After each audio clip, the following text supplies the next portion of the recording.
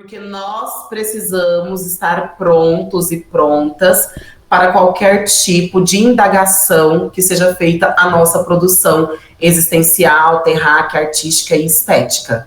Então, a Luz Negra, de algum modo, vem para provocar nós, enquanto população preta, que a gente não precisa ficar nessa perspectiva. Mas perceba também, Rodrigo, que é quase utópico, talvez a gente não experimente, talvez a nossa geração não experimente isso, porque eu acredito que agora que a nossa geração esteja mais preocupada em evocar as nossas epistemologias e explicar as nossas produções. Portanto, nós continuamos justificando tudo para existir.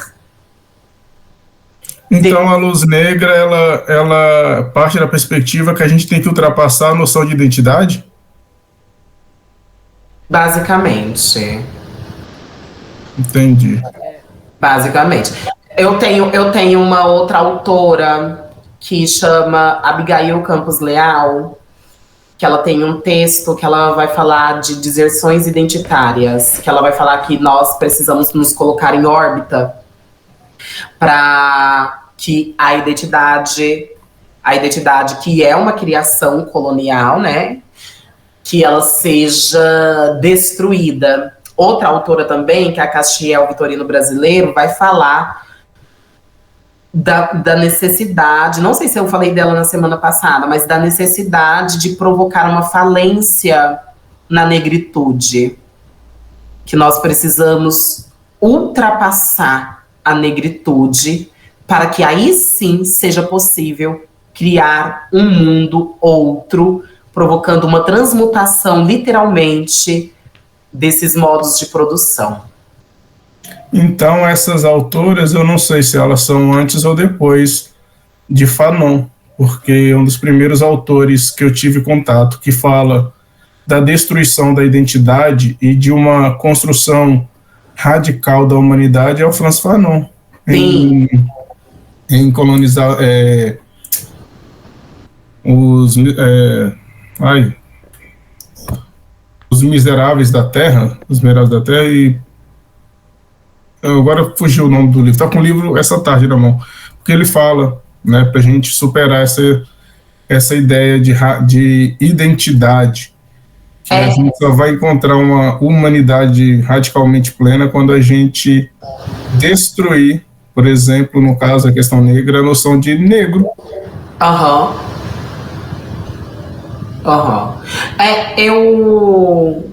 Elas são depois de Fanon, tá? Todas elas, tanto a Denise, quanto a Abigail, quanto a Castiel.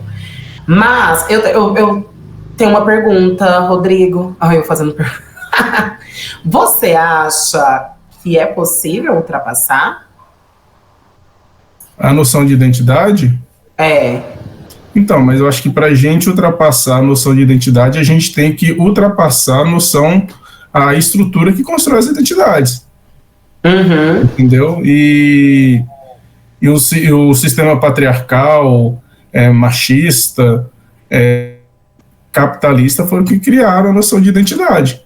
Né? Se a gente voltar no século XIX, o próprio Engels estava falando que a primeira opressão que existiu foi a opressão da mulher.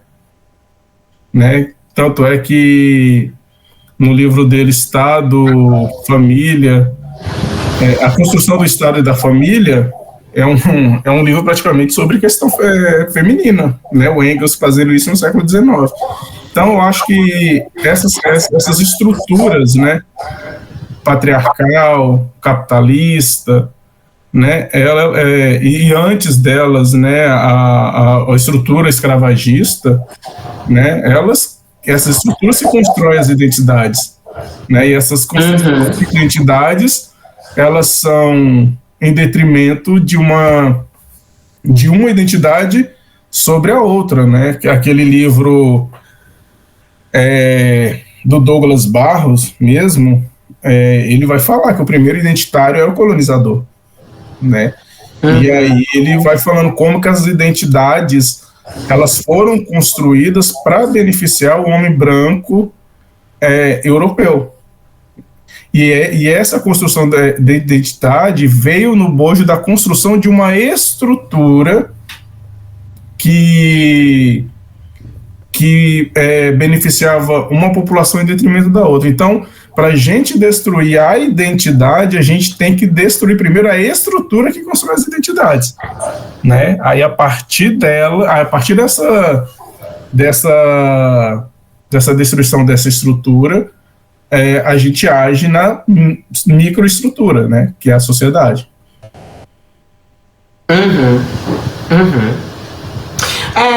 Eu gosto dessa discussão porque ainda que tenhamos pessoas na contemporaneidade tentando fazer uma perspectiva radical de destruição da identidade, das questões das categorias tão fixas, o mundo ainda pede uma categoria, né? Não tem como você não literalmente se identificar. E aí a gente continua mesmo estudando e tentando romper com isso, criando essa perspectiva, criando não, né? Alimentando o que já foi dado pra gente, porque é quase como se o mundo não permitisse que essa relação radical se efetivasse. Sim, eu gosto dessa última definição aqui, né, que eu li para vocês, assim. Eu não sei, eu não li o livro, assim, mas eu estou vendo aqui que ela parte dessa perspectiva radical. Se a gente vê, é uma perspectiva radical, né, que dialoga muito com o pensamento de Fanon, claro, em outras palavras, com outros contextos, mas o que eu não vejo aqui, talvez tenha no livro, por isso que eu estou falando para você, eu não li, eu não vejo aqui assim, tá, é uma destruição, né, radical, desse precisar explicar a vida, né, mas eu não vejo aqui uma crítica desse sistema que nos exige que explique a vida. Então, assim, é uma discussão bem bacana, eu gosto desse, por isso que eu li para você, para ter uma noção melhor, mas eu penso que esse objetivo, ele parte de uma crítica de uma estrutura maior, né, de um todo, assim. Muito bom. Obrigada.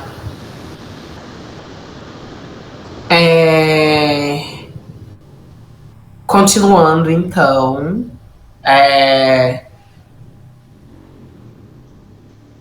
Nossa, agora eu... minha cabeça aí explodindo com as falas do... Porque agora eu tô pensando também, Rodrigo, que talvez essas autoras, ainda que tenham bebido de Fanon, ainda que... Mas por estarem tão imersas na contemporaneidade, talvez a relação da classe nem...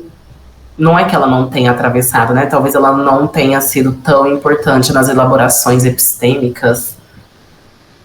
E aí isso gera também uma outra ausência. Só... Mas agora eu lembrei, Os Condenados da Terra, né, no livro dele. Não, mas que o Fanon está escrevendo num contexto de colonização, né, também. Por isso que eu falo, a gente tem que levar em consideração os contextos, tal, tem muitos diálogos, e aí parte dessa premissa, assim, eu acho que mesmo que mude os contextos, né, as maneiras de se colocar os conceitos e tal, eu acho que uma coisa que a gente não pode negar dentro desses conceitos, dessas elaborações, é a realidade material da vida. A realidade material. O que constitui o homem, né, agora o homem enquanto gênero humano, não enquanto gênero homem e mulher, essa questão binária, mas enquanto gênero humano, é a materialidade. A materialidade constrói a consciência, não a consciência constrói a materialidade, né? Então, assim, eu acho que o que a gente precisa pensar é que, por mais que tenha linhas diferentes de questão mesmo, de pensar a questão negra, né, na contemporaneidade, partindo da perspectiva da vida objetiva das pessoas, né, porque senão a gente cai numa ótica neoliberal, né? Que é assim, eu trato a doença, mas eu esqueço da causa, né? Então, assim, você age pelo meio. Por isso que o sentido, né, da palavra, lá no slide, uma palavra muito bonita, se você puder voltar, que eu gosto muito dessa palavra, que é radicalmente. Né? As pessoas não entendem o conceito do radical e confunde radical com extremista. Né? São coisas totalmente diferentes. Então, acho que é isso. É partir da radicalidade da vida. O que é isso? Da raiz. Qual é a raiz do problema? Né? Então, eu estou gripado por quê? Né? E aí um médico vai falar as causas. Né? Se não se trata só a doença, quando fala de uma questão, por exemplo, falar do racismo a partir apenas da identidade, causar um sintoma, tratar do sintoma. Mas e a causa? O que construiu não né? A gente acaba tendo uma visão da totalidade, que é outra categoria que eu uso muito nas minhas elaborações teóricas, que é a categoria de totalidade, né? Você não abarca a totalidade do problema. É sobre.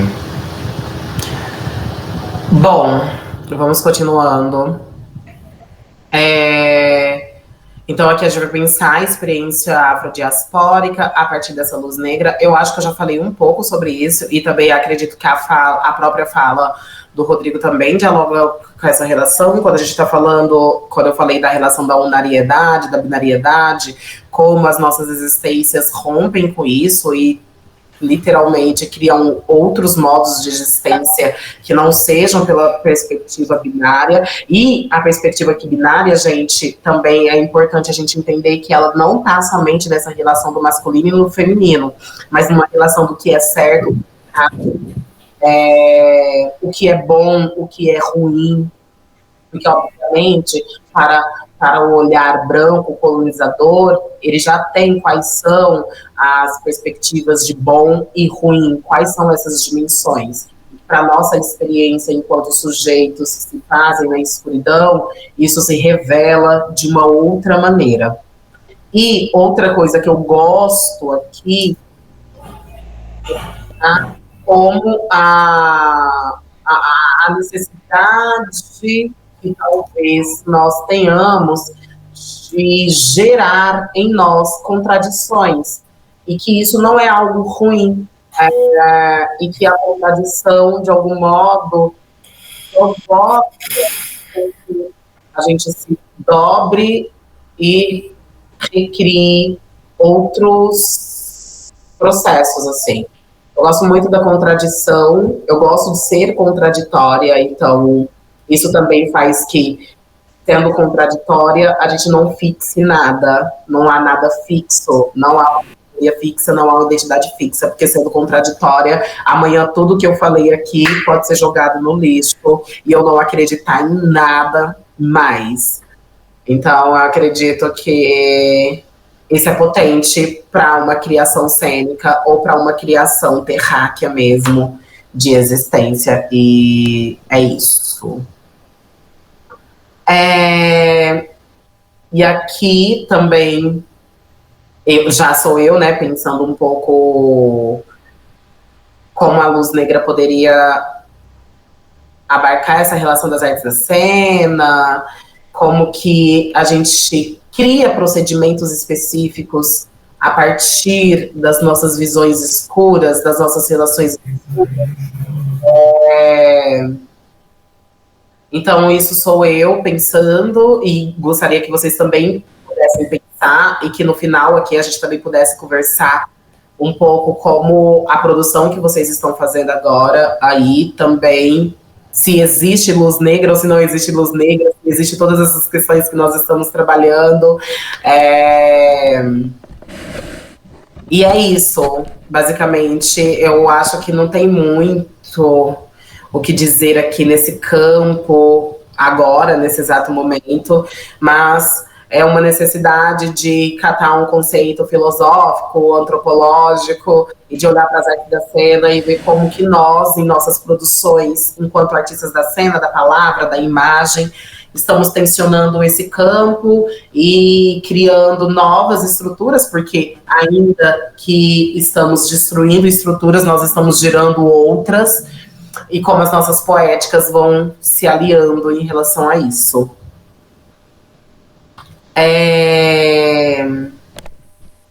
De novo, acho que a gente entra nessa discussão que já foi colocada aqui, de algum modo, como pensar em algo indeterminado que é inacabado, que se fracassa, que pensa os fracassos, também gera essa luz negra e convida e provoca a gente nunca continuar nessas categorias que foram determinadas para nós. Então, se fazer nas fissuras, em outros territórios, provocar essas fissuras, habitar outros buracos, habitar outras escuridões também, porque eu acho que às vezes a gente se perde somente na nossa própria escuridão e não se lança na escuridão do outro e não compreende a existência do outro, para que componha um diálogo, é importante. Então, tudo que está incompleto, de algum modo, nos cabe. E aí, pensar em completude também não é pensar em algo mal acabado, mas pensar que, porque a gente também entra em uma lógica colonial e patriarcal, de que a gente só pode apresentar, ou de que a gente só pode falar quando isso tiver em uma polidez epistêmica e estética, quando na verdade abrir processos, apresentar as falhas, revelar os procedimentos é também uma perspectiva importante na nossa criação. Então é isso. Acho que esse é o último. Aqui eu estou falando, trazendo o livro, né, Os Diálogos Possíveis, e a importância da gente questionar esse espaço e a luz branca. Basicamente, até aqui é isso, tá? Até aqui a luz negra. Lógico, gente, é importante ler o livro. Mas aqui foi uma tentativa, porque como a gente falou no último encontro, foi uma tentativa de talvez aprofundar um pouco mais essa relação da luz negra para nós. Alguém quer falar alguma coisa? Tá. Então, a gente vai entrar agora no corpo testemunha e na... Perdão, antes, só pode voltar pra eu só anotar o livro, que eu ia anotar, mas eu não consegui. Mais fácil eu tirar foto, peraí. Perdão. Senão eu esqueci. Obrigado. Nós vamos entrar, então, agora no corpo testemunho. Nossa, eu coloquei corpo testemunho, gente, quando na verdade é corpo testemunha, é no feminino. Mas, enfim, eu tô achando que foi tudo testemunho. Que ódio. Mas, enfim, momentos, vamos lá. Nós vamos entrar aqui no corpo testemunho e na encruzilhada poética. Nesses próximos stories, eu realmente fui fazendo de uma maneira muito mais sintética para que a gente pudesse entender e também não se estender muito e conversar no final o que nós estamos compreendendo e nossas relações. Eu passei para vocês, no último encontro, todas aquelas referências. Então, eu estou partindo dessas referências do Estênio Soares. E, obviamente, que o Estênio Soares bebe de outras pessoas e de inúmeras pessoas. O que aconteceu aqui na semana passada, no último encontro, foi que eu disse que o o corpo testemunha era um conceito que, de algum modo, dialogava e não dialogava com o conceito de lugar de fala. E aí eu e o Rodrigo, né, o Rodrigo falou dessa relação do lugar de fala, como ele foi colocado aqui para nós, e como também a própria população negra, de algum modo, se abarcou, se apropriou disso. E não, talvez, gente. Olha, para de gravar quando eu falar isso. Talvez não tenha saído do lugar quando pega o lugar de fala e fica aqui só no lugar de fala e não ultrapassa essa relação. Aí, o que acontece? Eu fui conversar com o Stênio agora também, ele é meu amigo pessoal, Stênio, e eu fui conversar com ele logo depois daquele encontro para que eu entrasse mais também o que ele está entendendo depois de tanto tempo, porque é importante também falar que a tese dele com esse conceito foi publicada em 2018, então a gente tem aí já alguns anos, e tudo tem seu tempo, né? Tudo vai se revelando em outros aspectos. E aí, no corpo testemunha, é importante que ele parte desse lugar, dessa perspectiva do lugar de fala, mas o Stênio está pensando a cena. Ele realmente está pensando a cena. E aí, não sei se o corpo testemunha, ele até poderia agora, a gente fazer um esforço de pensar o corpo testemunha para um outro contexto que não seja somente a cena. Mas as análises também que o Stênio realiza na sua tese de doutorado é a partir de performances que ele realizou, que obviamente vai gerando então o tal do conceito corpo-testemunha. E que tem uma relação com o gesto, e que tem uma relação com a memória, e que tem relação com as violências. Então, nós vamos aqui, talvez, eu pensei dessa maneira os slides e a gente vai conversando sobre isso. É importante também dizer, gente, que no meu mestrado eu trabalhei com esse conceito. Só que eu, assim, talvez numa perspectiva radical, tentei transformar o conceito, tentei por uma perspectiva mais contemporânea para o conceito e pensar que o corpo testemunha ultrapassa de algum modo a cena, mas num sentido expandido. Então, ainda que eu esteja falando de vidas, eu ainda estou falando de cena, porque a cena, para mim, ela tá sempre, a todo momento, não só quando tem o palco. E aí eu volto novamente a essa relação da ancestralidade, de que a minha mestra em teatro foi a minha mãe, ainda que ela não seja uma atriz dos palcos, eu consigo ver esses aspectos cênicos que ela elabora. Portanto, a minha corpo testemunha testemunhou um nível estético, poético e político feito pela minha mãe, ainda que ela não estivesse no palco, ainda que ela não estivesse fazendo uma performance urbana ou nesse sentido. Vamos lá, então. O conceito tá aí, gente, para nós, tá? Espero que vocês tenham lido enquanto eu fui falando também. E aí eu fui pensando em dimensões para a gente ir, talvez, compreendendo o conceito literalmente. E aí, conversando com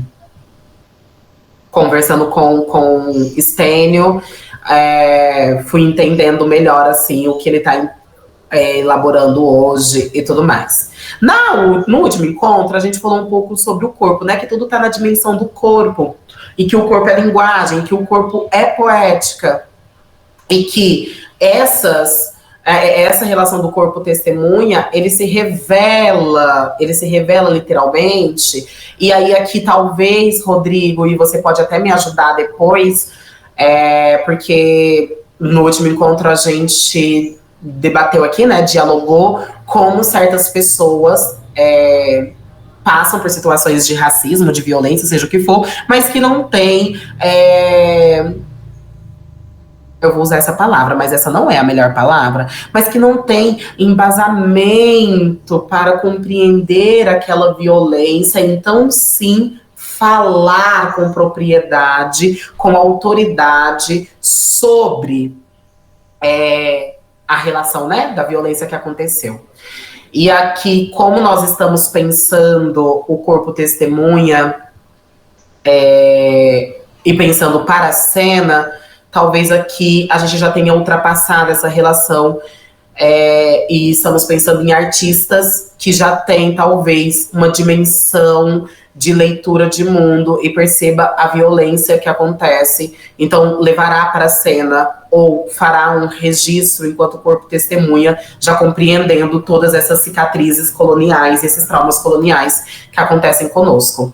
Então só porque eu lembrei disso, tá? Por isso que eu falei essa relação. Então a gente vai ter a dimensão estética, e aí nessa relação estética em que nós vamos evocar as nossas memórias, as nossas invenções. Isso vai, então, interseccionar um processo. É legal aqui que eu coloquei a palavra devir. Então, esse devir é porque nós sempre estaremos em processo. Então, o corpo testemunha sempre está testemunhando algo e sempre está tentando, de algum modo, corporificar isso em cena. E aí, como a gente corporifica isso, é que cria, portanto, uma estética específica de cada corpo. E aí, nessa tentativa de corporificar essa relação, somente eu consigo fazer isso. Porque sou eu que passei por esses aspectos e sou eu que estou gerando esse tipo de cena a partir da minha visão de mundo, a partir do meu próprio testemunho. Então, sim, talvez o corpo testemunha articule muito mais em uma questão performática, ainda que eu acho que dá para se lançar numa relação dramática. E aí aqui, de novo, é um conceito diferente da luz negra que está pensando a filosofia, a antropologia e ciências para explicar o mundo. Nós aqui estamos com um conceito que é prático e teórico para a cena. E aí a relação política, tudo é política. Tudo é política, ainda que esse conceito não tenha sido pensado para discutir políticas públicas ou para discutir as dimensões da vida. Então, mas é um conceito político nesse sentido, então a gente vai ter sim uma dimensão política, porque nós estamos partindo de um corpo que testemunha e revela e denuncia as estruturas que nós vivemos. Então, aqui essa frase... Eu sou a prova, eu sobrevivi, eu permaneço, talvez também prove a nossa necessidade de discutir tudo que a gente discute em cena. Porque a gente poderia discutir tudo que a gente discute em outra estrutura, em outro aspecto. Mas a gente decide discutir essas questões em cena, porque o nosso corpo, que testemunha todos esses aspectos gestuais e geram em nós outras performatividades, necessita da cena. Então, é política e há uma dimensão política no conceito e na edificação dele em cena. Ô, Ander, então pode dizer que o corpo testemunha, ele parte de si para uma dimensão além de si? Eu acredito. Por que não? É isso que eu ia te perguntar, mas agora que você passou esse slide, ficou mais evidente, assim, porque eu ia te perguntar isso, mas o corpo de testemunha encerra em si mesmo? Tipo, eu vivi, eu passei, eu sei, tal, mas e aí? Vai ficar nesse campo do eu sei, eu vivi, ou eu sei, eu passei, eu vivi por causa de, através de, entende? Em tais circunstâncias. Então pode dizer que o corpo testemunha não encerra em si mesmo. Não. Inclusive, eu conversando com o Stênio, Depois eu nem sei se aqui nos meus slides tem isso, mas basicamente quando o corpo testemunha encontra a encruzilhada poética é quando a potência inteira acontece e que, na verdade, ele não se encerra em si, porque ele vai para a cena nessa relação de diálogo com o outro, né? Então, para além de testemunhar, eu também quero que outras pessoas, de algum modo, colaborem com ele e testemunhe esse corpo que continua esse processo infinito. Então, realmente, ele não encerra em si. Eu acho que, inclusive, Rodrigo, só é possível ir para a cena com esse tal corpo testemunha se ele já não for encerrado em si. Porque se eu já vou nessa perspectiva, eu sei, eu vivi, só eu tenho essas cicatrizes, talvez a gente não consiga literalmente expandir o nosso discurso cênico para outras pessoas. Agora você me fez refletir. Não, mas é uma questão mesmo assim, da questão social mesmo assim, né? Uhum. O indivíduo, ele é constituído socialmente, né? Então, assim, você falando em corpo, testemunho, eu estou pensando mesmo aqui na questão do indivíduo, mas me fez pensar também no corpo negro enquanto uma comunidade, entende? Uhum. Não o corpo do Rodrigo, o corpo da Wander, o corpo do Eduardo, da Thaís ou do Bariza, mas o corpo que envolve todos nós enquanto população negra, né, que passa por essas estruturas de apagamento, por essas necessidade de sobrevivência, né, na luta diária, e que a gente permanece nessa luta de sobrevivência mesmo. Então, assim, eu tô entendendo mais ou menos o conceito, mas eu tô tentando pensar ele também de uma maneira um pouco mais esse corpo coletivo, e não esse corpo apenas individual. Sabe? Então, é mais uma elaboração minha mesmo, não sei se tem nada a ver com o pensamento dele, do Stênio, mas eu estou pensando aqui no corpo testemunho, mas no corpo negro enquanto uma comunidade mesmo, sabe? Esse corpo negro, forjado de coletividade, né? Que aí ele fala nessas últimas palavras, né? Que tem sua cicatriz, que tem gesto resistente, essa poética negra do teatro negro, né, que tem sua própria poética, não é única, mas tem uma poética negra e que luta contra essas formas de apagamento. Então, assim, eu tô entendendo, né, talvez eu esteja pensando no corpo individual, mas para pensar o coletivo. Sabe? Então, nesse corpo testemunha esse corpo coletivo. Mas é isso, assim, por isso que eu estou te perguntando, que ele não encerra em si, né? Porque, assim, talvez eu, Rodrigo, falar das minhas cicatrizes, das tentativas de apagamento do meu eu, das minhas sobrevivências, talvez não dê conta de explicar tudo que a população negra passa, porque às vezes é só uma vivência individual, entende? Tá? Eu, homem hétero, cis, com minhas cicatrizes, talvez não dê conta de explicar as cicatrizes de outras pessoas, né? De um homem negro, gay, enfim. Então, talvez, assim, sim, cada um de nós tem as suas cicatrizes, tem suas resistências, tem suas provas de vida, tal, mas talvez isso levado para um coletivo enquanto corpo negro, enquanto população negra, talvez dê conta de explicar melhor todo esse tipo de opressão sobre nós enquanto população, sabe? Sim. E que não negue, obviamente, a individualidade, obviamente.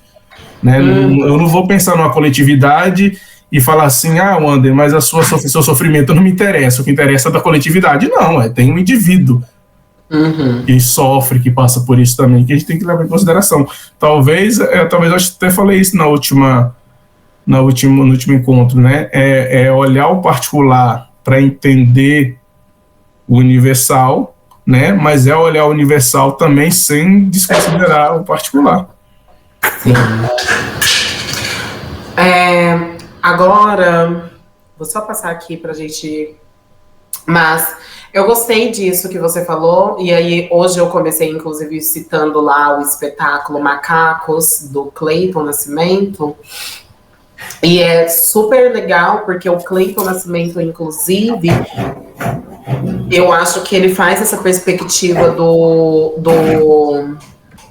corpo testemunha em uma outra lógica, porque hora nenhuma o Cleiton... Não, hora nenhuma é demais. Ele fala, sim, de algumas coisas que atravessam ele, mas são muito pontuais. Ele fala muito mais desse corpo coletivo. Então, desse corpo testemunha que é coletivo. Porque quando ele começa a narrar, por exemplo, a história das mães que perdem seus filhos por essa segurança pública, e ele, de algum modo, também incorpora essas mães em cena. Obviamente, ele não é uma mulher, mas ele é uma pessoa que testemunha isso que acontece todos os dias e leva para a cena com uma estética própria, e que aí eu acho que também dialoga com essa relação da ética e dessa escuta responsável que está aqui. Porque ele, por exemplo, no espetáculo dele, ele vai falar como as cotas surgiram. E aí ele vai falar por que a gente não sabe de qual tribo africana os nossos familiares vieram. E aí, isso não é só uma questão dele, né? É uma questão do coletivo, desse corpo testemunha coletivo. Por que nós não temos médicos negros, tantos engenheiros negros? E ele vai falar da primeira lei de educação de 1827.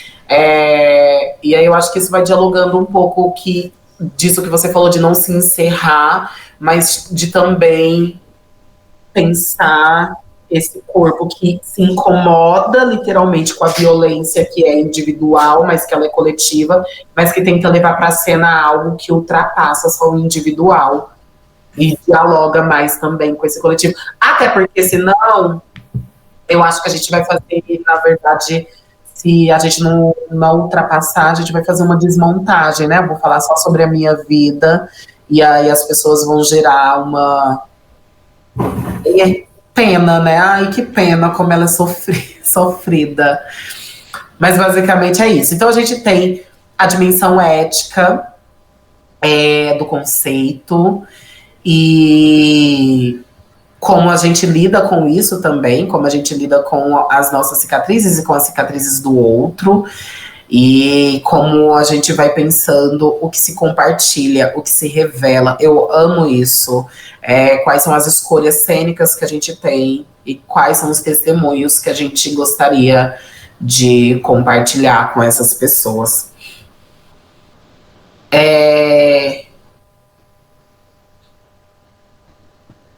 Nós temos, então, a dimensão cosmológica.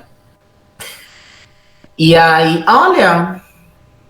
Acho que dialoga com tudo que a gente estava falando de novo, né? Agora lendo aqui o slide com vocês. O corpo testemunha de um corpo coletivo. Olha só, Rodrigo! É isso. Nem lembrava, gente, que eu tinha colocado isso aqui. Mas basicamente é isso, eu acho que a gente vai sempre evocar os que vieram antes, porque, obviamente, nós precisamos ter embasamentos e ter estrutura mesmo dos nossos trabalhos, e eu acho que é impossível a gente pensar qualquer tipo de criação e produção terráquea sem evocar essa ancestralidade. E eu ainda falei um pouco no encontro passado essa relação dos antepassados e dos ancestrais e da necessidade de, sempre que puder, evocar eles, porque eles não tiveram acesso a muitos lugares, mas eles continuaram produzindo a partir dos seus territórios, e obviamente pela oralidade, pela vocalidade, e isso é muito, muito, muito, muito importante. Então é isso, temos essa dimensão.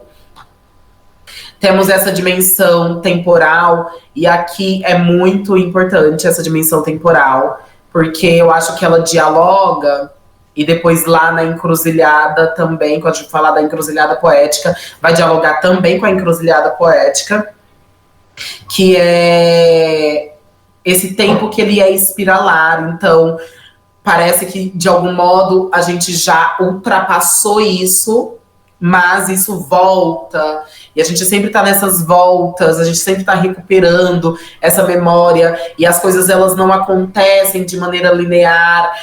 Eu nasci, eu cresci, eu vou morrer, quando na verdade há muitas pessoas que nascem depois de muito tempo e que morrem, né?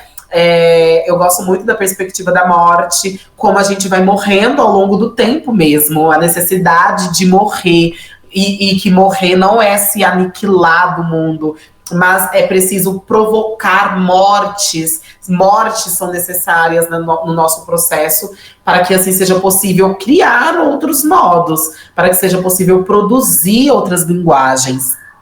Então, há essa dimensão temporal do testemunho, que o tempo realmente da efemeridade não dá conta de responder, e que a gente fica sempre gerando essas relações. E aí, a poética, que a gente está discutindo a poética sempre, que é uma poética única, que é uma poética fragmentada, e que é uma poética que sempre está em trabalho para pensar uma polidez, para pensar como que a gente não esquece de si nem do outro, como esse testemunho é tão importante para mim, enquanto sujeita no mundo, mas que de algum modo também pode colaborar com o outro. Então, pensar a poética sempre. Poética é sempre bom pensar. Quais são as palavras que a gente escolhe, quais são os gestos que a gente escolhe, por que escolhe, ainda que no primeiro momento não tenha esse vínculo real para explicar o porquê escolhe, mas que depois a gente possa fazer esse tipo de reflexão. E aqui a gente já vai passando também para a encruzilhada poética. É importante que tanto o corpo testemunha quanto a encruzilhada poética são pensamentos do Stênio. Obviamente, gente, certamente alguém já escreveu sobre isso com outro nome, com outra relação, com outras referências. Mas aqui eu estou trazendo a visão do Stênio para nós, e porque é um artista da cena, porque é uma pessoa negra, enfim, momentos. Então aqui ele vai explicar o que seria essa encruzilhada poética. Eu tenho uma pessoa que fala para mim que encruzilhada é o lugar onde a minha corpa, o meu corpo, literalmente é visto, ilegítimo e provocado nas invenções. Então só é possível, por exemplo, pensar a potência do samba se for em encruzilhada, porque ali eu poderia sambar e me provocar, criar outras identidades para além de Wanderalípia. E aí aqui na encruzilhada poética, eu acho que o Stênio faz essa relação de pensar a multiplicidade e de pensar, na verdade, essas poéticas do impossível e do infinito, que aí eu acho que ele dialoga de algum modo com as órbitas da Abigail Campos Leal, que é colocar o corpo em órbita para que assim ele não seja nenhum momento categorizado, mas que ele sempre esteja se encontrando com outras perspectivas para provocar outros pensamentos. Pensando de novo nas dimensões. Então nessa encruzilhada poética a gente vai ter também uma dimensão estética, de pensar quais são os repertórios, de pensar quais são os arquivos, e de pensar as nossas cenas e as nossas invenções. E não só pensar, mas também corporificá-las, de também pensar os nossos becos e as nossas escuridões por aqui. A encruzilhada enquanto esse processo de questionamento. Eu quero ter o direito às perguntas, Eu quero ter o direito às perguntas, porque eu já respondi demais. E eu quero me perguntar, eu quero esgarçar minha existência humana até não haver mais nada. E aí, quando não houver mais nada, o que eu falo aqui a partir desse nada, a partir desse escuro? Então a gente tem, de novo, a dimensão política aqui da encruzilhada, que a gente pode pensar a encruzilhada enquanto um espaço e um território específico. Então eu sempre gosto de pensar a esquina da prostituição enquanto encruzilhada, mas nós também podemos pensar em uma dimensão política e em uma dimensão geográfica que seja muito mais subjetiva do que um lugar específico. Nós temos a dimensão ética com as diferenças, porque, obviamente, a encruzilhada é um conceito que foi muito utilizado por muitas pessoas, e as pessoas vão atrelando a muitos lugares, a muitos contextos específicos. Então, eu acho que ter uma eticidade com a própria sujeição humana e com o coletivo de onde eu falo dessa encruzilhada é muito importante, mas sem abrir mão dela, porque é isso. Por exemplo, eu sou uma pessoa católica, e aí as pessoas vão dizer que eu não posso falar de encruzilhada porque eu não estou na dimensão das religiões de matriz africana. Mas eu não abro mão da minha encruzilhada porque eu compreendo de onde minha família veio, né, e de quais foram os contextos que essa família se tornou católica. Mas como as encruzilhadas, inclusive a própria encruzilhada católica que eu estou agora, vai gerando os meus pensamentos para a cena e para a vida. Então, acho que ter uma ética com isso é muito importante, e como a gente vai pensando a encruzilhada do outro. Aqui, de novo, essa dimensão cosmológica. E aqui eu só queria pensar, quando aqui eu tô falando, tá escrito a epistemologia do movimento, da passagem, da transformação, que é isso que eu já falei para vocês anteriormente, de pensar a transmutação do próprio corpo, é pensar a morte. Então, para mim, a encruzilhada é um lugar para além de um lugar de vida, de potência vital, é um lugar de morte, porque eu só me transformo a partir dessa desistência, talvez, de algumas perspectivas que eu vou transformando, na verdade, em um outro lugar. E aí aqui eu falei transformação, mas eu prefiro talvez transfiguração, transmutação. Eu quero me transmutar em outra coisa, que não seja isso que já me foi dado. E que essas órbitas e esses mundos, eles vão coexistindo nessa perspectiva. E aí aqui, como eu disse, a gente teria a dimensão temporal, e a dimensão temporal tanto na encruzilhada como no corpo testemunha se alinha aqui. Então a gente está pensando nessas relações espirais, e que elas vão acontecendo. Então as encruzilhadas, elas acontecem a todo tempo, e elas podem também não acontecer a todo tempo, mas eu acredito que elas acontecem a todo tempo, e a gente sempre está sendo atravessada por essas relações. Então a gente tem essa dimensão temporal e a dimensão poética, que literalmente nós estamos pensando como a encruzilhada provoca essas perspectivas na cena, na vida, e nas epistemologias mesmo. Eu sempre gosto de pensar que as nossas epistemes são criações poéticas. Então, quais são as gritarias silenciosas que ecoam da minha corpa? E aí aqui a gente tem, talvez, essa necessidade de como o corpo testemunha encontra a sua força na encruzilhada poética, e como é possível a gente criar e engendrar esse corpo testemunha e essa encruzilhada poética ao mesmo tempo, para que assim a gente possa fazer um teatro que tenha mais, cada vez mais a nossa pele, as nossas memórias, as nossas histórias, as nossas existências, e que a gente fale mais de existência e menos de resistência. Eu sempre falo disso, mas como a gente vai pensando esse processo de composição mesmo. E acabou os meus slides. E agora, gente, eu falei muito. Eu vou voltar para cá. Parei de compartilhar. É isso, gente, por hoje.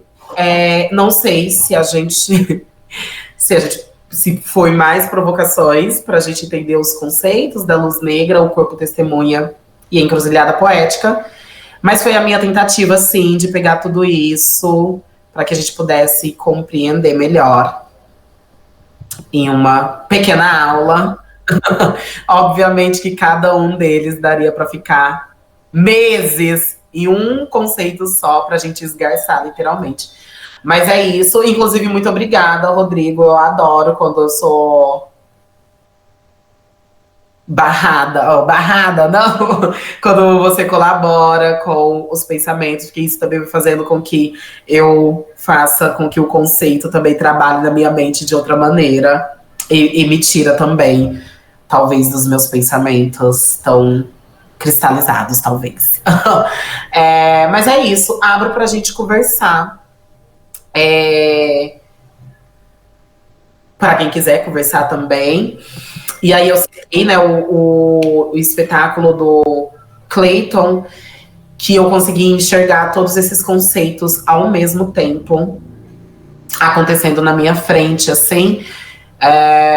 Então tem várias dimensões acontecendo. Então quando ele faz a mãe, quando ele faz a criança, e no final, quando ele entra com a foto da criança, e aí ele vai falando várias coisas assim, vai gerando para nós esse outro tipo de recepção cênica. E como a gente adentra esse aspecto, não porque o Clayton tá falando dessa perspectiva tão individual, mas porque ele tá falando do coletivo. A gente sente talvez essa dor dessa mãe e dessas pessoas que foram mortas na favela. E é isso.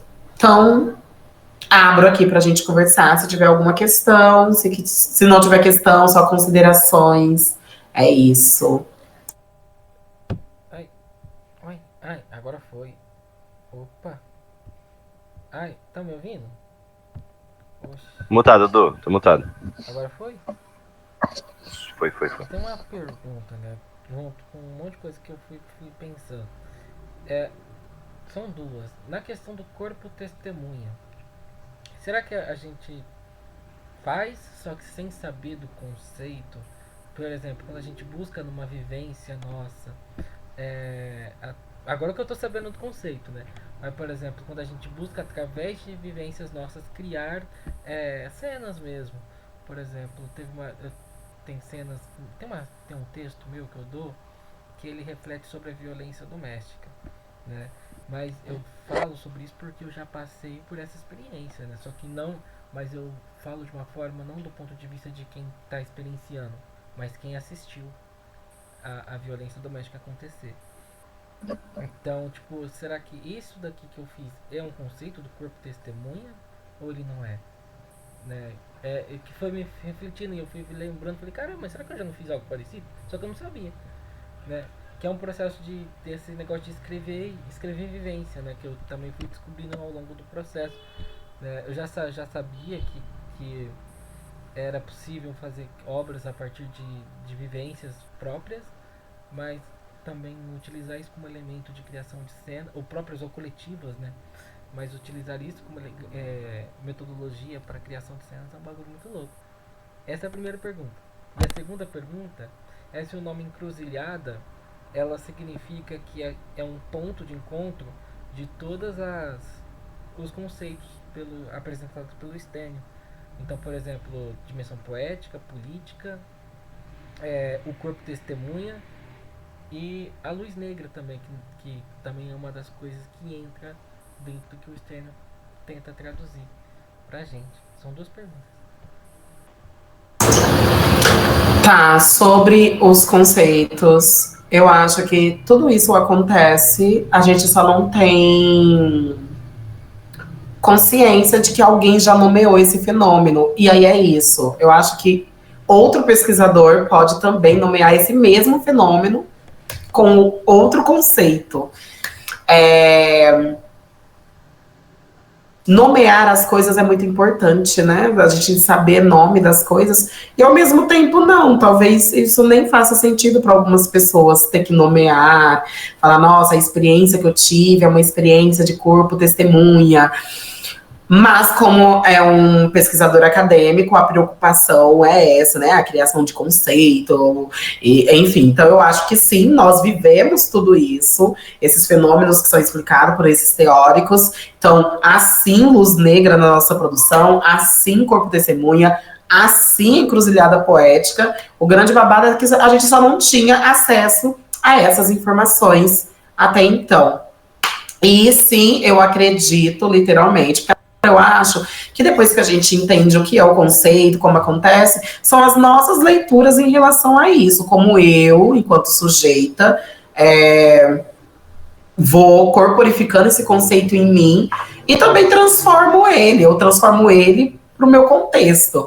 Então, eu acredito sim que a encruzilhada poética é o encontro de todas essas dimensões ao mesmo tempo e que elas funcionam juntas, assim. É quase impossível elas não funcionarem juntas. De falar assim, nossa, agora aqui só está acontecendo a dimensão política. Não está só acontecendo a dimensão política, porque é um conceito feito para a cena. Então a cena também está acontecendo, e ela também é política, e ela também é ética, e ela também é tudo. Caramba. Você tinha levantado a mão, né? Você fez assim, eu não sei se era uma pergunta. Eu? É? Nossa, caramba. Esqueci. Tranquilo. Alguém tem mais alguma questão ou consideração? Ô, Ander, deixa eu fazer uma pergunta, que você que está mais por dentro, né, desses conceitos, desses estudos. Esses estudos, né, esses conceitos, né, essas palavras que você está falando aqui para nós, está chegando para o pessoal branco?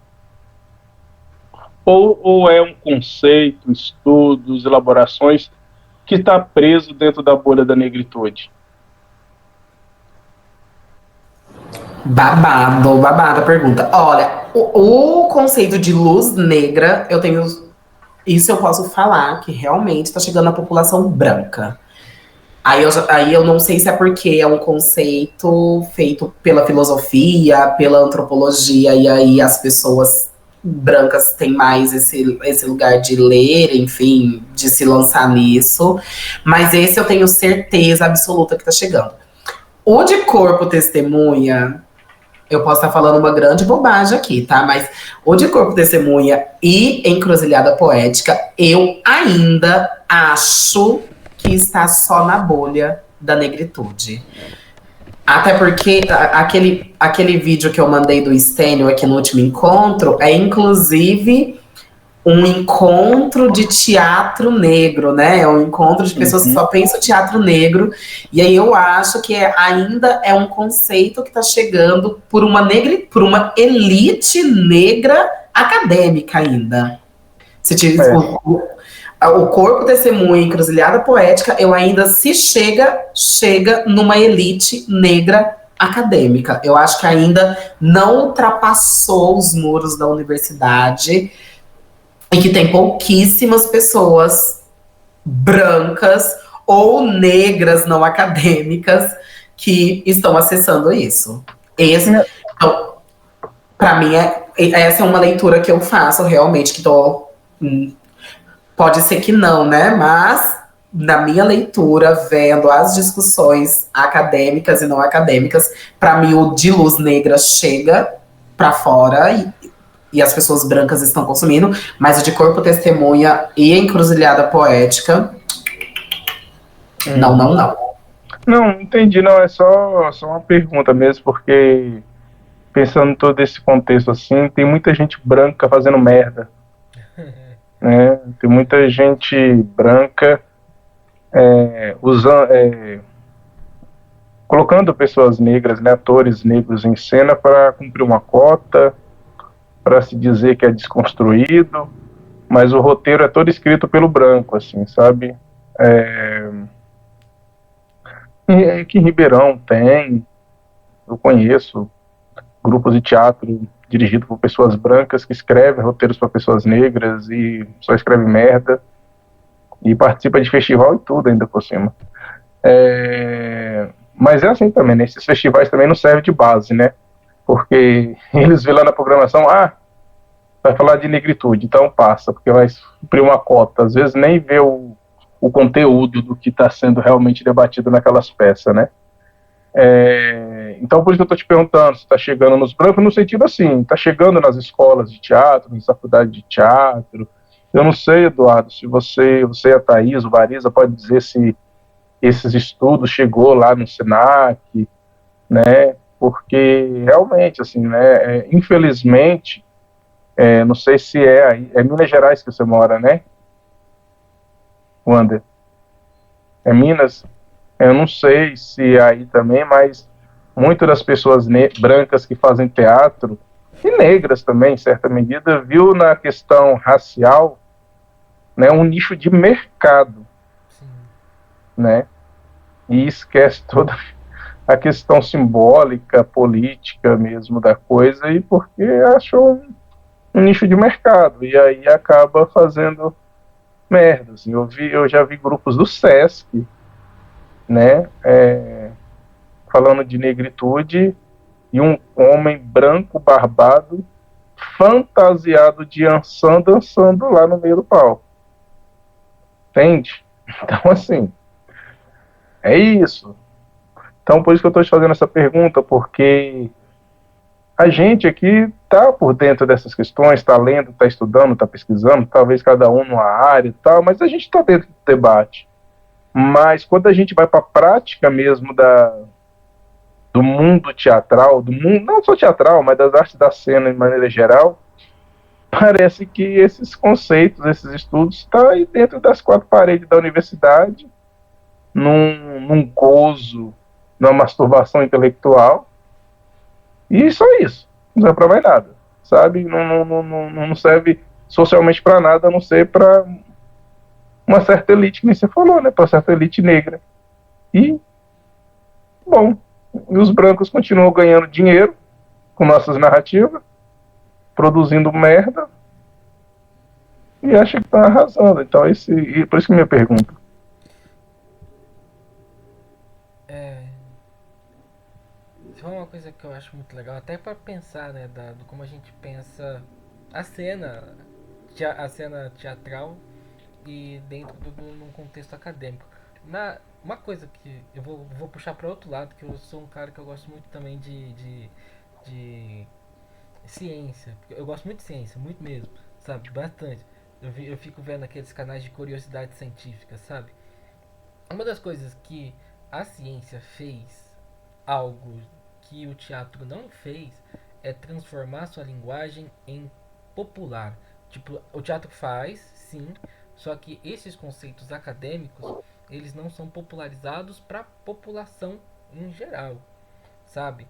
Tipo, por exemplo, a gente tem canais, por exemplo, científicos, é, muito bons, com cientistas que fazem, cientistas ou teóricos da física, que fazem vídeos, né, para as pessoas assistirem numa linguagem popular, de fácil entendimento, né? Então, da mesma forma que o Boal fez. Mas alguns conceitos, como por exemplo a crítica ao corpo testemunha, ou outros conceitos também acadêmicos, eles acabam ficando presos numa bolha elitizada porque não tem esse interlocutor que populariza a linguagem acadêmica da mesma forma que os cientistas, né, fazem. Por exemplo, um cara apresenta, cria um conceito teórico, vem um outro cara, faz um vídeo sobre esse conceito teórico, só que ele fala de uma forma que uma pessoa que nunca fez parte dessa desse meio entenderia. Tipo, aquele, de uma forma que, por exemplo, uma pessoa que não é artista, uma pessoa que não é ator entenderia. Então, por exemplo, este interlocutor, ele é muito importante, porque ele quem faz as coisas ficarem interessantes, né? É ele que desperta o interesse nas pessoas, né? Pra vir pra vir fazer as coisas. Tanto é que, pô, antes mesmo, eu falo assim, eu nunca quis ser artista, mas eu acabei me virando, porque me escolheu. Mas antes eu era da programação. Mas por que eu virei da programação? Porque tinha um cara no YouTube que fazia vídeos para uma pessoa que nunca entendeu programasse, né? E esses vídeos, eles eram popularizados e era muito, enfim, era o algoritmo do YouTube, ele disparava muito. E hoje em dia, enfim, eu não sei se eu tô falando bobagem, né? Porém, resumindo, ter um interlocutor entre o acadêmico e o teórico para a população em massa. Mas essas questões são tão invisibilizadas porque as pessoas focam tanto nas teorias raciais de branquitude, né, que eles acabam difundindo mais conceitos de Stanislavski, Brecht, do que propriamente de teóricos negros. E foi isso que aconteceu no Senac, que também originou o grupo. O grupo ele surgiu porque não tinha estudos, não tinha nenhum estudo de teatro negro no Senac, porque não fez parte da formação dos nossos professores. E aí eles chamaram o Washington, sabe o Washington? Chamaram o Washington lá para dar aula pra gente, fizemos toda uma mobilização, fizemos um sarau de arte, de cultura negra, né? E pelo menos eu acho que a linguagem não se populariza porque a gente não tem esse interlocutor da mesma forma que as ciências têm, a filosofia tem, né? E eles fazem isso de uma forma espetacular, porque eles forma até rentável, né? Porque eles ganham muita grana, né? Quem faz isso também porque eles populariza algo e torna tão interessante que pessoas que não é do meio, pessoas que não são das artes se interessam. E aí vamos supor uma pessoa que não gosta, por exemplo, não gosta de matemática, tá ouvindo sobre física quântica, um físico explicando sobre física quântica de uma maneira tão interessante, enquanto lava louça. Então, tipo, essas divagações teóricas, acadêmicas, não são tão difundidas pela ausência desse interlocutor que populariza de uma forma que é atrativa para todos os públicos, né? Eu não sei se eu falei bobagem, mas é meu ponto de vista que me deu. Faz todo sentido. Eu acho que tem muitas coisas, na verdade, em relação a isso. Primeiro, eu acho que quem está na universidade não tem preocupação nenhuma com a população. Isso é duro falar, mas é isso. Eu acho que muitas pessoas que estão na universidade tá ali mesmo e quer que o conhecimento fique ali e não está preocupado se esse conhecimento vai sair ou não da universidade. A outra coisa é quem se interessaria pelos conceitos cênicos, assim. Eu acho que há muitas pessoas que criam conceitos cênicos, elas nem acho que elas nem fariam um canal no YouTube ou qualquer outra coisa para falar sobre as suas próprias produções e fazer com que seu conceito chegue para fora desse muro. Porque é isso, você já é considerada lá pelos seus, você já tem o seu renome pelos seus, então não precisa de mais nada, assim, nesse sentido. Mas faz todo sentido o que você está falando, de realmente, eu acho que na verdade o que aconteceu foi muitas coisas populares entraram na universidade e se tornaram coisas conceituais, assim. Então, movimentos populares foram lidos, interpretados e criaram conceitos dentro da universidade. E isso aconteceu por muito tempo, assim, pessoas que vão lá, vivem a experiência com várias tribos, né, com várias comunidades, volta para a universidade, faz sua boa tese e fica por isso mesmo, e nem volta lá para saber o que aconteceu. Mas é isso.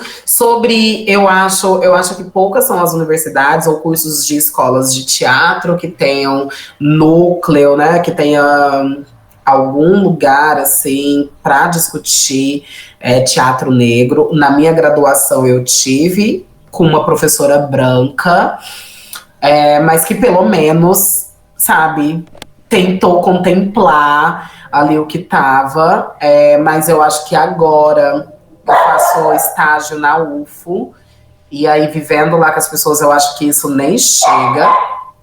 E sobre isso também, Rodrigo, eu acho que acontece muito no audiovisual, né? A gente tá vendo muito esse negócio das protagonistas pretas, então a Globo tem protagonista preta em todos os horários, mas a narrativa que é construída para essas mulheres... Lucra mais, né?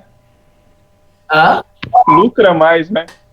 Lucra tudo. Não, e agora eu não sei se vocês viram que chamaram a Thaís Araújo para fazer uma rainha africana na próxima novela da Sete, eu acho. Próxima novela chama Nobreza de não sei o quê. E aí é uma rainha africana e o marido dela vai ser o vilão, o Lázaro. Como também a gente sempre bate a mesma carteirinha, né? A gente tem a Thaís e o Lázaro.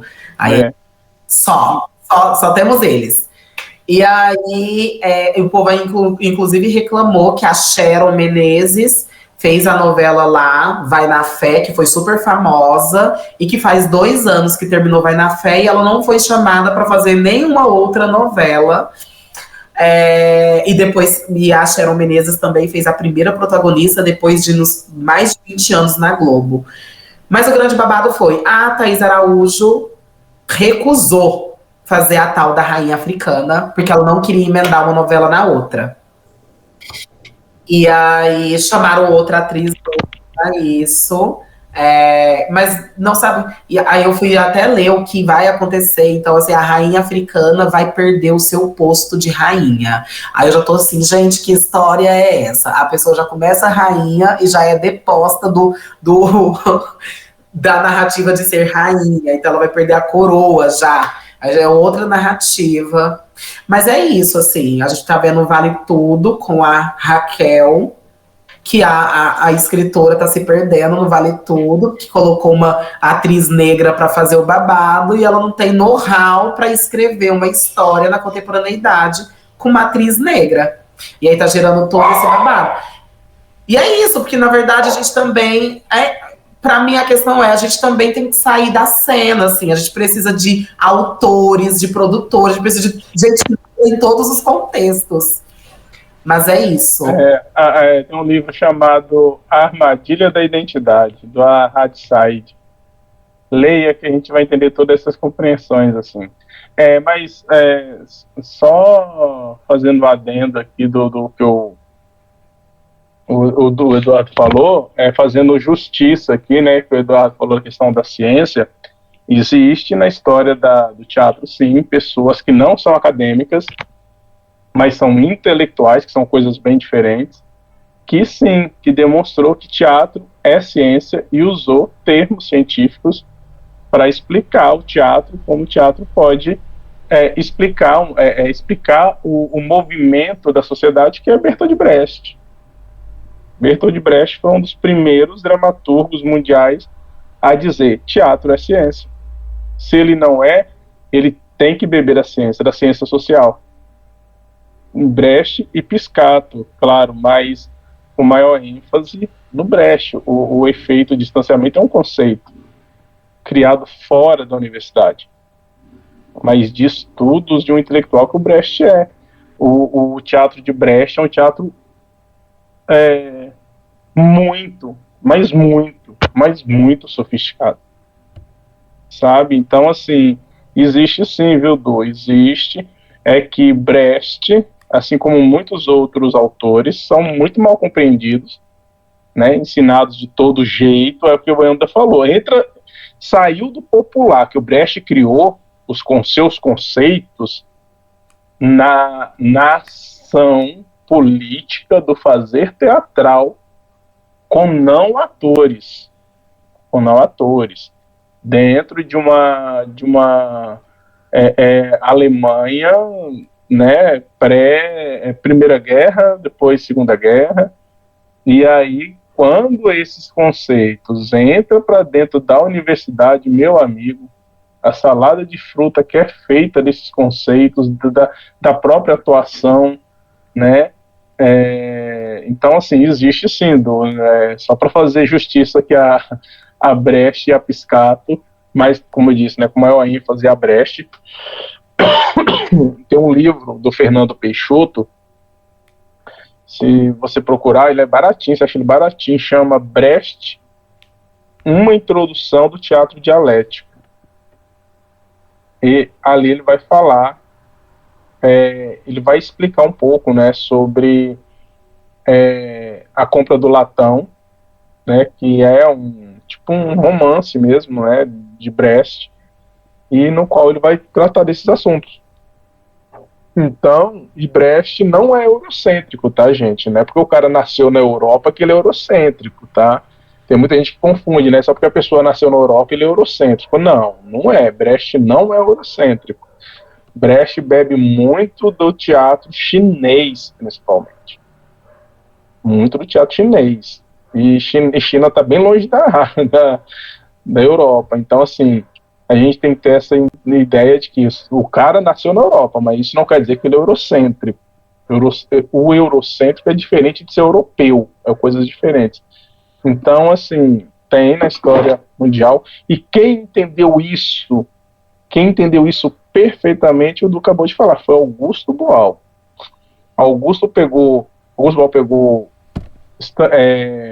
Stanislavski, estudou tudo que tinha que estudar do cara, pegou Brecht, estudou tudo que tinha que estudar do cara e montou uma metodologia própria, no qual ele, na minha opinião, ele ultrapassa Stanislavski e Brecht. Não é eu que acho isso, tem escrito isso, né? Sérgio de Carvalho escreve isso. Boal conseguiu fazer aquilo que Brecht não conseguiu, que é colocar o público como participante ativo da cena. Né? Em Brecht, o público é participante ativo, mas ele não sai da sua cadeira, é ativo na questão de pensamento, de pensar, né? Mas o Boal tira a pessoa da cadeira e põe lá na cena e fala, então faz você, como que você acharia que deveria ser essa situação para superar essa opressão. Então, assim, você tem um cara que conseguiu, foi Boal. Então, Boal, assim, né, em níveis mais próximos, Boal, Brecht, eles conseguiram transformar o teatro em ciência. Né? A gente precisa, claro, ler, entender os conceitos desses caras, o que eles estão pensando, porque o Brecht vai beber muito da filosofia Butor, né? Boal vai beber muito da filosofia hegeliana, da filosofia marxista. Então, tem sim, tem. É que nem tá falando, né? Cai dentro da universidade, aí é terra de ninguém. Sim, você falou do Boal, gente, eu também sinto que o Augusto Boal também tá ficando para trás, no sentido assim... Não é comercial, né, Wander? A academia nem fala mais. Eu, por exemplo, na minha graduação, sequer falamos de teatro do oprimido, só quem quis mesmo foi correr atrás... Mas você acabou de dizer uma coisa que é pura verdade. A universidade está cagando para a população. Então, vamos fazer teatro para ganhar dinheiro, vamos fazer teatro comercial, vamos fazer teatro para fazer a rainha da Globo. É isso aí. E é isso, por exemplo, eu tô lá, a gente tá montando O Filho de Mil Homens. E aí o povo da graduação, gente, tá preocupado com teatro musical. Quer fazer headers. Aí eu não sou do teatro musical. Aí eu fiquei assim, o que é headers? Porque eu não sabia o que era headers. Aí eu falei, gente, eu não sei o que é headers. Aí foram me falar o que era, que é um espetáculo. Aí eu assim, meu Deus. E a história é tão bobinha, que é uma menina que vai pra escola e que quer se tornar a rainha que vai oprimir todo mundo. E aí eu assim... Gente, e aí fizeram headers. Gente, fizeram headers lá na UFO. Fizeram headers, fizeram a rainha... Esse eu gosto, mas fizeram a Rainha do Deserto. Mas agora é isso, gente. É musical e TikTok. Vem demais. É mais bonito, dá para cada um mostrar suas habilidades, que sabe cantar, que sabe dançar, né? A história. E só uma coisa, só para fechar, eu sei que o Du quer falar, a gente tem que tomar cuidado também, né? Que eu sou um pouco crítico, tomar cuidado, né? Com usar pessoas, né? Atores negros e negras para falsificar a história, né? Porque o que existe muito é isso. Você falou que a Thais Araújo foi chamada para fazer uma rainha africana.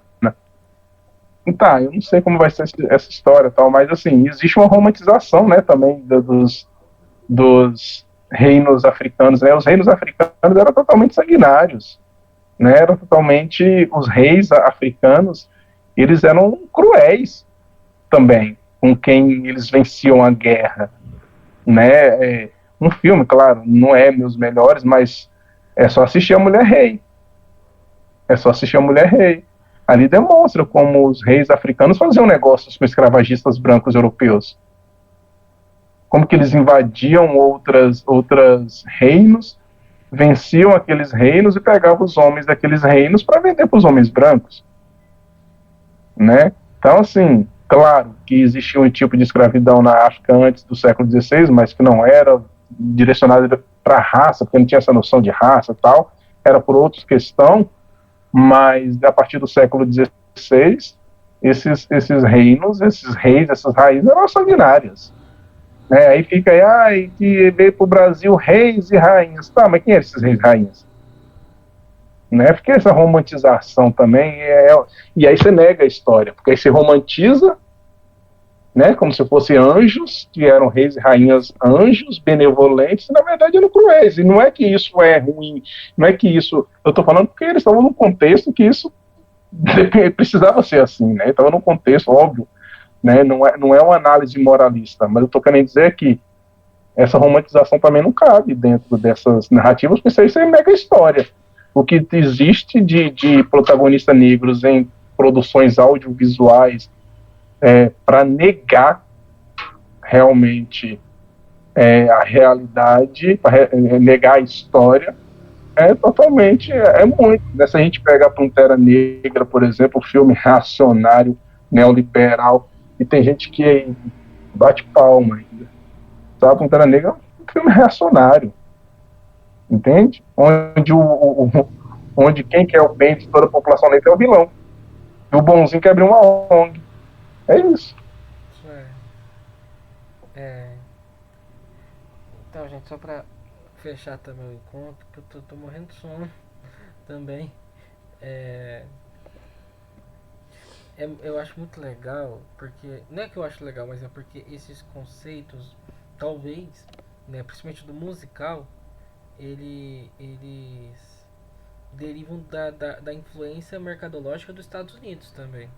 Porque os Estados Unidos, ele influenciou também o mercado, né, em questão do cultural, mercado financeiro, mercado de trabalho, né, mas principalmente a cultura foi influenciada pela Broadway, né, então acho que o pessoal da faculdade talvez esteja sendo influenciado pelo imperialismo estadunidense. É só uma reflexão aí. Não sou da universidade, mas agora sabendo